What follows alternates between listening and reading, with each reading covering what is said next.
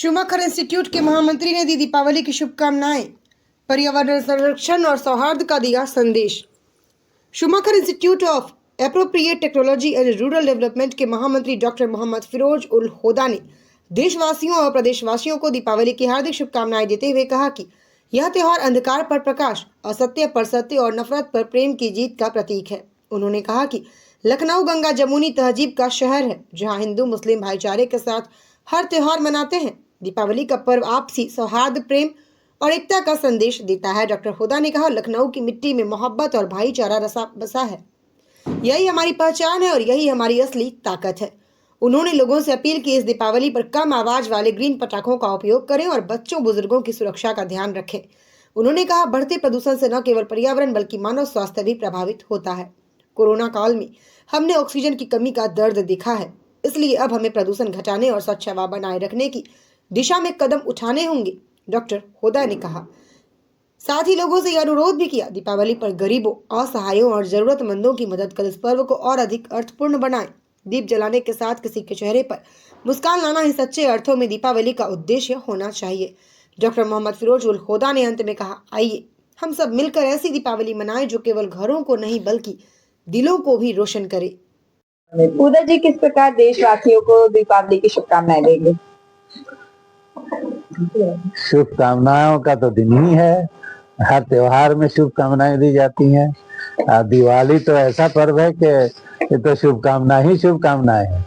हम लोग ईद में, क्रिसमस में, होली में, नवरात्र में सबको शुभकामनाएं देते हैं। यहाँ तक के पारसियों में नवरोज में भी हम लोग बॉम्बे में जाके उन लोगों को शुभकामनाएं देते हैं। और दिवाली तो ऐसा पर्व है जो सबका पर्व है, ये किसी धर्म से उसका ताल्लुक नहीं है।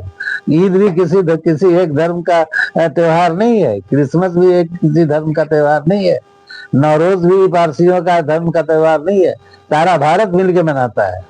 तो ये एक एकजुटता का त्योहार है, एक मोहब्बत और प्रेम और स्नेह और सहानुभूति का त्योहार है। तो इसमें तो इतनी शुभकामनाएं दी जानी चाहिए जितने सितारे भी कम पड़ जाए आसमान पे और जमीन के जर्रे भी कम पड़ जाएं। तो ये तो बहुत ही शुभ अवसर है। और ये तो आप लोग जानते हैं क्यों मनाया जाता है। रामचंद्र जी ने अपनी प्यारी पत्नी को रावण जैसे शैतान के चंगुल से छुड़ाया और उसका वध भी किया। जो सोना की लंका जो इसका घमंड था उसको जलाया भी। और फिर दशहरा के जिस दिन विजयदशमी होती है उसके बाद आप 20 दिन का सफर करके वापस अपने वतन अयोध्या आए और उस दिन चरागां हुआ और दिए जलाए गए, खुशियां मनाई गई और वही परंपरा आज तक चली आ रही है। तो ये सिर्फ राम जी की फतह नहीं थी, ये पूरे भारत की फतह थी, ये पूरे भारत की कामयाबी थी और पूरे भारत की विजय थी। तो आज तो हम इतना खुश हैं। कल आज धनतेरस था या छोटी दिवाली थी और कल बड़ी दिवाली मनाई जाएगी और सुना अयोध्या में बड़ा जश्न है, तो होना भी चाहिए। आज कई हजार साल के बाद जैसी खुशी उस दिन मनाई गई होगी जब रामचंद्र जी जीवित थे और अपने वतन वापस लौटे, उसी प्रकार हमारी भाजपा सरकार हर साल बहुत अच्छा मना रही है। और इस साल तो सुना है कि ये world record, Guinness book of world record में दियाओं का नंबर लाखों करोड़ों में दिया वहां जलाए जाएंगे। दूसरी चीज ये कहनी है कि खुशी में थोड़ी सावधानी की भी जरूरत है।